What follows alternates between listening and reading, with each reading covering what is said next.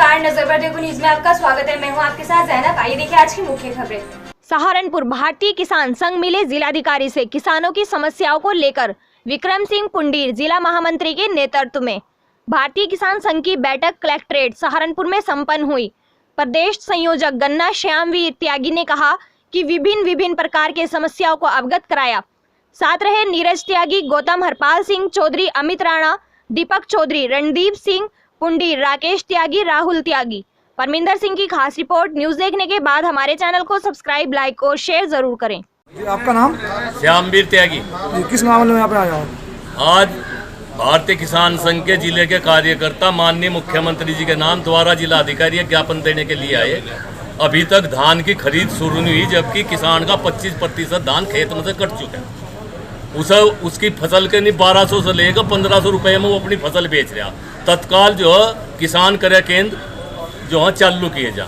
दूसरा, बिजली के ट्रांसफार्मर 24 घंटे भी नहीं चलते, 24 घंटे में धरा वो फेर फूक जा, किसान बर्बाद कर दिया। इनके खिलाफ कार्रवाई करे सरकार या इन एजेंसियों को बदलो जिनके द्वारा ये रिपेयर हो रहे।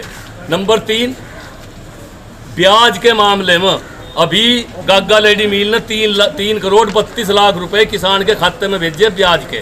सारे मिल क्यों नहीं भेजते? भारतीय किसान संघ का कहना कि अगर गन्ना मिल गन्ने के बकाये पर भुगतान पर ब्याज नहीं देते तो जहाँ जेब कतरे रखे जा ना, जिस वार्ड में जेल के, इन मिल मालिकों को उसी वार्ड में रखा जा जहाँ जेब कतरे रखे जा। इन्होंने किसान को बर्बाद कर रख दिया। क्या मतलब है? किसान का दूसरा सीजन शुरू होने वाला, आज तक उनका भुगतान यार। इनमें नंबर 1 पर बजाज शुगर मिल है, इसका कोई इलाज नहीं हो रहा। और दूसरा 25 अक्टूबर से गन्ना मिल शुरू हो जा, चूँकि पिछले साल जून तक गन्ना मिलें चली और उसका परिणाम यह है कि 25% गन्ने की पैदावार कम है। इन्हें लेकर और जो 3 कृषि बिल माननीय प्रधानमंत्री जी को हमने के नाम भी ज्ञापन दे रहे माननीय जिला अधिकारी द्वारा, इन बिलों में मोटे तौर पर तो किसान संघ समर्थक है, लेकिन कुछ ऐसे मुद्दे हैं जैसे MSP है, उसके लिए कानून क्यों नहीं बनाया जा सकता? ये कानून बनाया था कि MSP तो कम पर खरीद नहीं होने की, और जो खरीद करेगा उसके लिए दंड का प्रावधान कर दो। कॉन्ट्रैक्ट खेती के लिए अलग से न्यायालय स्थापित करें। किसान का और कंपनी का विवाद हो तो सीधा न्यायालय में जाना चाहिए। नंबर 3, जो स्टॉक सीमा खत्म करी, हम उसका पूरी तरह समर्थन करते हैं और किसी भी कीमत पर MSP खत्म नहीं किया जाना चाहिए। हालांकि प्रधानमंत्री जी ने, कृषि मंत्री जी ने लोकसभा में भी, लोकसभा से बाहर भी ये आश्वासन दिया कि हम इससे कोई छेड़छाड़ नहीं करेंगे। अगर MSP से छेड़छाड़ नहीं करेंगे तो भारतीय किसान संघ पूरी तरह से इन बिलों के समर्थन में। हाँ, एक बात को हम जरा कॉन्ट्रैक्ट खेती को लेकर कुछ संशय है किसानों के बीच में, उसे सरकार को दूर करना चाहिए।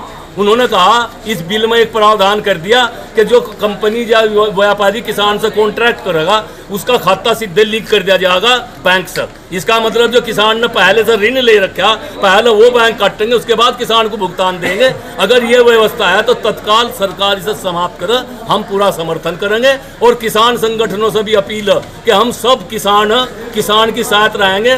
किसान संघ भी अग्रणी रूप से किसान के विरोध में कोई भी सरकार अगर कुछ काम करेगी सबसे पहले सड़कों पर हम उतरें।